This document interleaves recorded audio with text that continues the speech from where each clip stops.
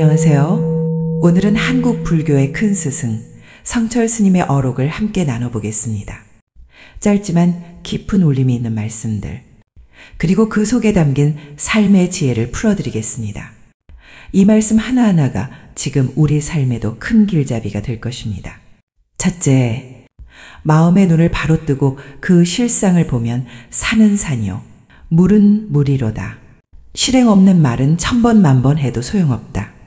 이 말씀은 깨달음은 복잡하지 않다. 있는 그대로를 보라는 뜻입니다. 산은 그대로 산이고 물은 그대로 물일 뿐이죠.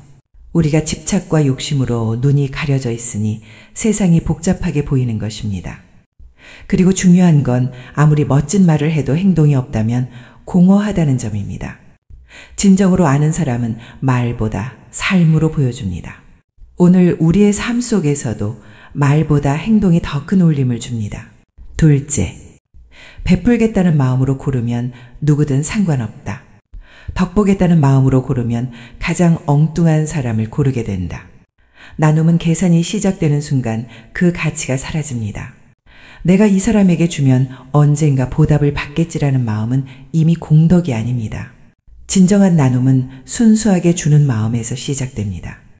현대 사회에서도 마찬가지입니다. 기부나 봉사도 사진 찍어 올리기 위한 것이 아니라 그저 누군가의 고통을 덜어주고자 하는 마음에서 할 때 가장 값집니다. 셋째, 세 가지 병을 조심해야 한다. 이름병, 재물병, 여색병.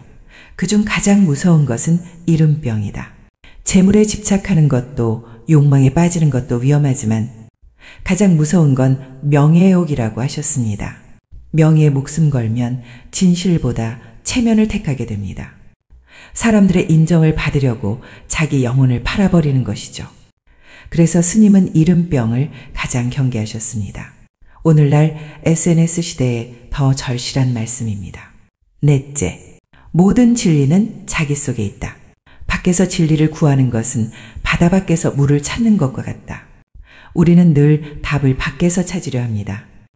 좋은 책, 훌륭한 스승, 멋진 강연에서 답을 얻을 수 있다고 믿습니다.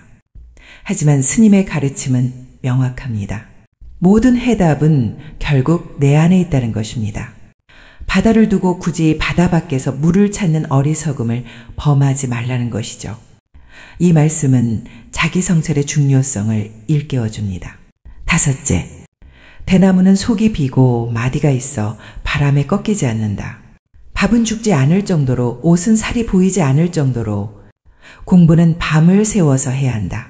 대나무가 꺾이지 않는 이유는 속이 비어있고 단단한 마디가 있기 때문입니다. 겸손과 절제, 그리고 기본을 지키는 힘이 우리를 지탱합니다. 또 스님은 수행자의 길을 이렇게 단순히 정리하셨습니다. 먹는 건 최소한으로, 입는 건 꼭 필요한 만큼만, 공부는 온 힘을 다해. 현대인들에게도 꼭 필요한 절제의 가르침입니다. 여섯째, 도의 길은 날마다 덜어가는 길이다. 아무것도 덜 것이 없는 곳에 이르면 비로소 자유를 얻는다. 세상은 더 가지라고 말합니다. 더 벌고, 더 쌓고, 더 유명해지라고 말합니다. 하지만 스님은 반대로 말씀하십니다. 비워내는 것, 덜어내는 것이 곧 자유로 가는 길이라는 것입니다. 일곱째, 시간은 자기 생명과도 같다. 재산은 다시 모을 수 있고 건강은 회복할 수도 있지만 잃어버린 시간만은 돌아오지 않는다. 누구나 돈은 다시 벌 수 있습니다. 건강도 어느 정도 회복할 수 있습니다. 그러나 시간만큼은 되돌릴 길이 없습니다. 스님은 우리에게 지금 이 순간을 귀하게 여기라고 당부하십니다. 내일로 미루는 순간 인생은 눈 깜짝할 사이에 지나갑니다. 여덟째, 참으로 사는 첫걸음은 자기를 속이지 않는 데 있다. 배움은 더하고 도의 길은 덜어간다. 세상에서 가장 위험한 거짓말은 스스로를 속이는 것입니다. 나는 괜찮다. 나는 잘하고 있다며 스스로를 속이면 성장은 멈춥니다. 진실하게 자기 자신을 마주할 때 비로소 삶이 바뀝니다.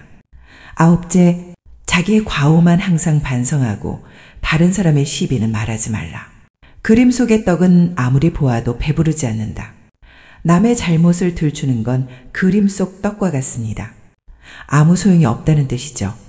스스로의 잘못을 고치는 데 집중할 때만 삶이 변합니다. 열째, 절에서 업이 녹는 걸 눈으로 본다면 가야산이 다 닳아 없어졌을 것이다. 절은 단순히 몸을 숙이는 행위가 아닙니다. 그 속에 담긴 진심, 참회의 눈물이 있을 때 업이 녹습니다. 형식보다 중요한 건 마음의 진실입니다. 11째, 나를 위해 남을 해치면 곧 나를 해치는 것이고 남을 위해 나를 해치면 나를 살리는 길이다. 결국 세상은 서로 연결되어 있습니다. 남을 해치면 그 해가 나에게 돌아오고 남을 돕는 건 결국 나를 살리는 길입니다. 이것이 불공의 진정한 의미입니다. 12째, 한 부엌에서 은혜와 원수가 난다.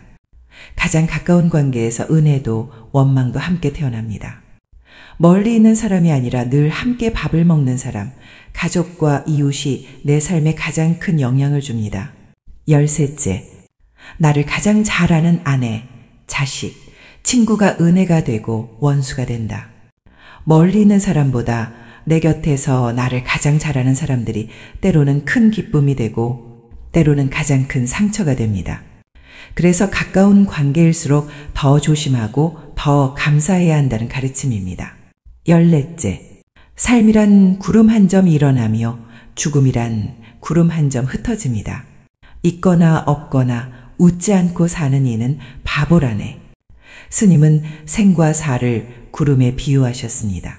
피어오르고 흩어지는 구름처럼 삶과 죽음은 그저 자연스러운 흐름일 뿐입니다. 그러니 있는 동안은 기쁘게 웃으며 살아가야 한다는 말씀입니다. 성철 스님의 다비식에는 10만 명이 넘는 인파가 모였고 수습된 사리만도 110과가 넘었습니다. 그만큼 스님의 삶과 가르침은 많은 이들의 가슴 깊이 남았습니다. 오늘 우리가 함께 나눈 이 어록들, 단순한 글귀가 아니라 삶을 바꾸는 지혜의 불빛이 되어줄 것입니다. 당신의 마음에 남은 한 문장을 오늘 삶 속에 꼭 새겨보시길 바랍니다. 나무 아미타불 관세음보살.